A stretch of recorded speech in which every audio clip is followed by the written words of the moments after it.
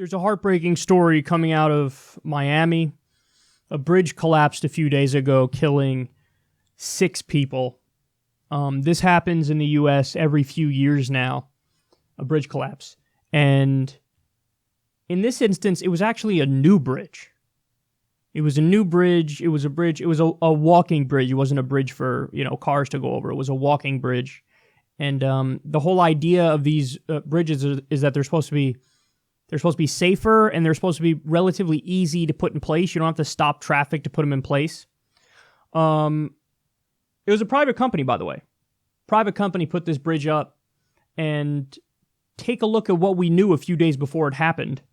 This is from the Washington Post. They say, engineer on Florida bridge project called state 2 days before deadly collapse to report crack, state says. So they didn't do anything. The guy was out on assignment, who was, in charge of stuff like this. They didn't do anything. And then we see what ended up happening. Even though it's a new bridge, even though it's supposed to be better with safety, the crack ultimately led to a total collapse. 6 people are now dead. So not to scare the shit out of you, but that might be what's about to happen. This was a new bridge and it collapsed. Imagine what the old bridges are like. Because we often talk about our infrastructure report card from the Society of Civil Engineers. Our grade is a D+. Our infrastructure gets a D+ in the U.S.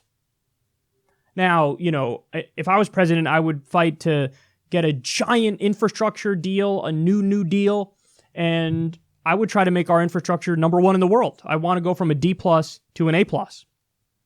And unfortunately, the federal government drags its feet on doing real fundamental reform and a real update to our infrastructure. But listen to these facts, because this is just absolutely mind-boggling. Right now in the U.S., we have 614,387 bridges total. Almost 4 in 10 are 50 years or older. So nearly half of our bridges are 50 years or older. About 56,000 bridges, or 9.1% of them, were structurally deficient in 2016. And on average, there were 188 million trips across a structurally deficient bridge each day. And many of the nation's bridges are approaching the end of their design life. So the design life is about 50 years, and nearly half of our bridges are 50 years old.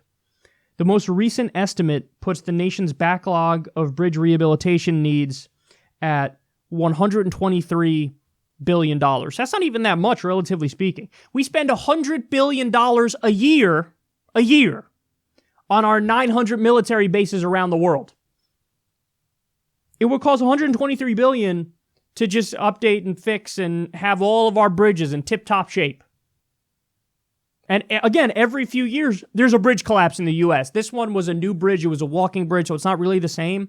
But every few years, you have a bridge collapse in the U.S. And again, I just told you, about almost 10% of our bridges are, quote, structurally deficient. By the way, there's another category called functionally obsolete. Sounds pretty bad, right? 13.6% of our bridges are functionally obsolete. So it's actually amazing we don't have even more bridge collapse in the U.S. when you look at these facts. 10% structurally deficient, 13.6% functionally obsolete.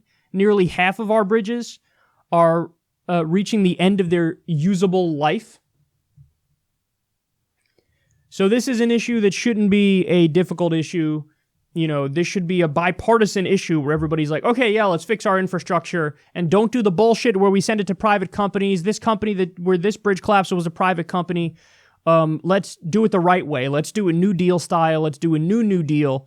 And by the way, whichever party were to push for a new deal and get it passed and get it implemented, they would keep winning elections as far as the eye can see.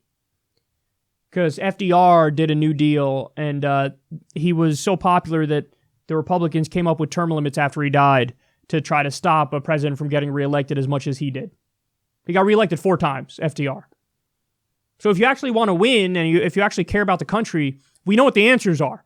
You just have to fight for them and do the hard work. But no, it's much easier to keep taking money from corporations and do the corporation's bidding as opposed to actually representing the people.